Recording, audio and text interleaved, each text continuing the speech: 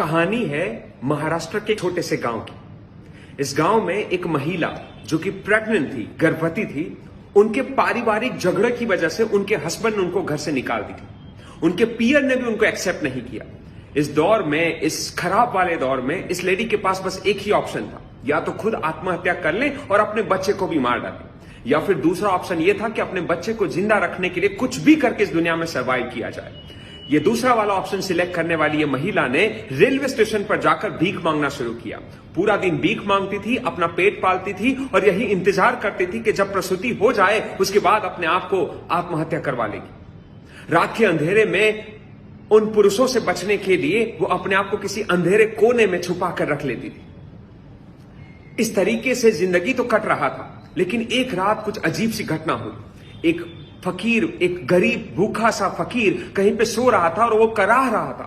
वो कह रहा था कि भाई साहब, मैं मरने वाला हूं, कोई मुझे 2 घूंट पानी पिला दो। और ये लेडी खड़ी हुई, उन्होंने बाबा के पास जाके बोला कि बाबा 2 घूंट पानी ही क्यों पीना है?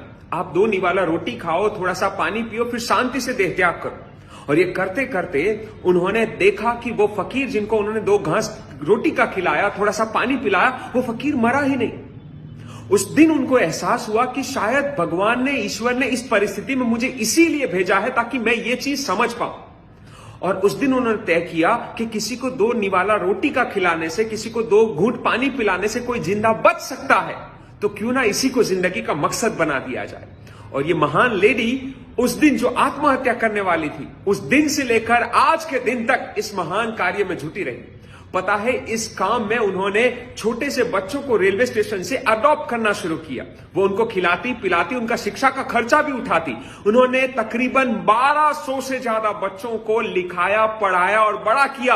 और ना केवल इतना, उनमें से कई सारे बच्चों को उन्होंने वकील बनाया, इंजीनियर बनाया, डॉक्टर बनाया।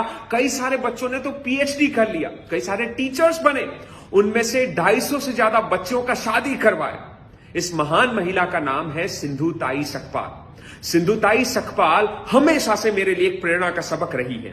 पिछले 5 साल में जितने भी बिजनेस मैनेजमेंट को कोर्सेस में करवाता हूं, या जितने भी एंटरप्रेन्योर या बिजनेसमैन को मैं ट्रेनिंग देता हूं, सबसे पहला कहानी मैंने हमेशा सिंधुताई सकपाल का बोला है। सिंधुताई ने जिंदगी में सबसे अहम लेसन हमको यह दिया कि ना उनके पास परिवार का सपोर्ट था, ना उनके पास अच्छे दोस्त थे, ना उनके पास फाइनेंशियल कैपेसिटी था, ना उनकी कोई पॉलिटिकल पहचान थी, ना उनके बहुत बड़े कोई कनेक्शन थे। इसके बावजूद एक सामान्य लेडी जिसके पास कोई रिसोर्सेस नहीं है, वो चाहती है एक अच्छी नीयत के साथ काम करना। 1200 से ज्यादा बच्चों को पढ़ा लिखा कर बड़ा किया, उनकी शादियां कराई, उनको सेटल किया। जहां पर एक मामूली इंसान को 2 बच्चों को बड़ा करने में कई सारे एफर्ट्स लगाने पड़ते हैं, इस सामान्य सी महिला ने 1200 बच्चों को बड़ा कर दिया। कई सारे राष्ट्रपति के हाथ इनको अवार्ड मिले, कई सारे बहादुरी पुरस्कार मिले। अफसोस की बात यह है कि यह महान आत्मा आज हम सबके बीच में नहीं है। श्री सिंधुताई सकपाल शांति निकेतन संस्थान चलाती थी और आज के दिन में उनका देहांत हुआ है।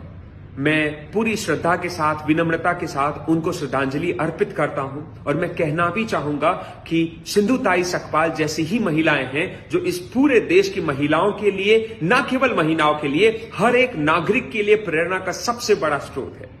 एक्सक्यूज करने से बेहतर है कुछ करके दिखाना। एंड सिंधुताई सकपाल को, उनकी आत्मा को प्रभु बहुत सारी शांति अर्पित करे, ऐसी कामना करता हूं। बहुत बहुत धन्यवाद।